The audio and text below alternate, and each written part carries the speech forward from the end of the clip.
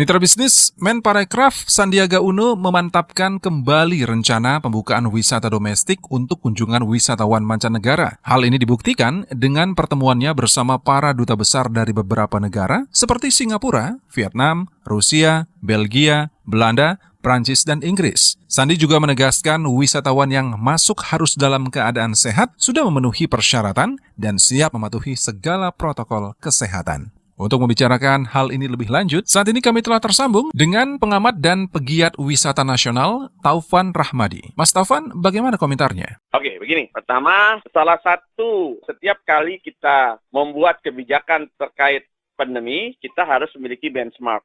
Nah, benchmark itu kita berdasarkan rekomendasi-rekomendasi dari UNWTO atau WHO.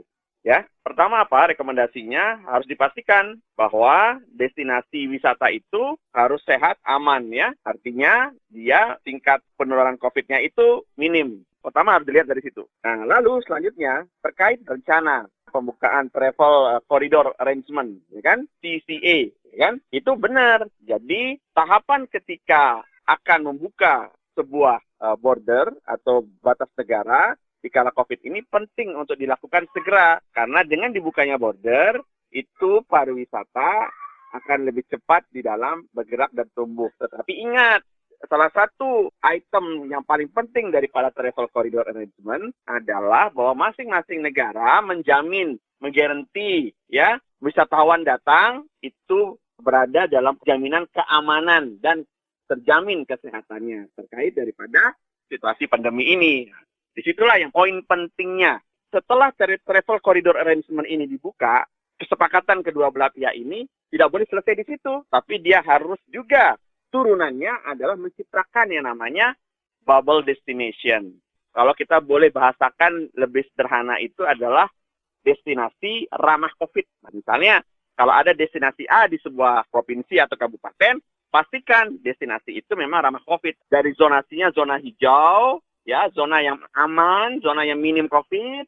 Lalu pada saat wisatawan datang ke sana, itu memang protokol kesehatannya, prokesnya dijalankan secara konsisten. Sehingga adanya responsible traveler. Ada pembagian sharing responsibility. Baik wisatawan yang datang, ataupun kita sebagai pengelola destinasi yang menerimanya. Kira-kira begitu, Mas. Apakah pembukaan daerah wisata ini dapat dilakukan di pulau dengan banyak provinsi seperti Jawa, Sumatera, atau dilakukan terlebih dahulu di pulau yang hanya memiliki satu provinsi seperti Bali atau Lombok? Semua ada tahapannya. Saya menyarankan kepada pemegang otorisasi kebijakan di destinasi. Apakah itu gubernur, apakah itu bupati, apakah itu wali kota, ataupun pelaku industri yang memiliki objek destinasi. Pastikan di dalam membuka destinasi wisata, itu selalu melihat kondisi sekitarnya, termasuk zona apa dulu. Satu itu. Yang kedua, lihat apabila daerah zonasinya itu besar, seperti Jawa, saya rekomendasikan itu jangan langsung. Jadi pilihlah yang saya bilang tadi, bubble to bubble policy, kebijakan daripada gelembung itu, gelembung aman berwisata. Misalnya, anggap di Jawa Tengah, pemerintah Provinsi Jawa Tengah menetapkan untuk bubble destination-nya adalah misalnya Borobudur. Ya udah, fokusnya di Borobudur. Jadi kontrol carrying capacity-nya, kontrol prokes 5M-nya itu aman lah, ya kan, lebih mudah terkendalikan. Begitupun juga kalau di daerah-daerah yang relatif kecil daripada dari Jawa, misalnya Bali, ya, misalnya Lombok, misalnya begitu. Ya, lihat aja. Apakah di Gili-Gili? Tentu kan itu menjadi bubble island misalnya. Daerah, pulau yang memang aman dari COVID, bubble island. Seperti itu.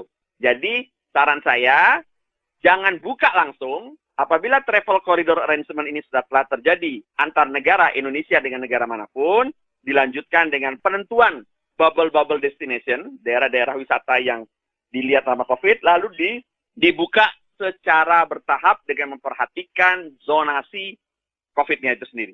Perlu tidak adanya semacam pilot project untuk pembukaan daerah wisata untuk wisatawan asing ini? Benar. Nah, saya kemarin di beberapa diskusi di beberapa media sudah saya sampaikan bahwa kalau bicara tentang trial ya daripada bubble destination itu, tentukan aja kita punya 5 destinasi super prioritas.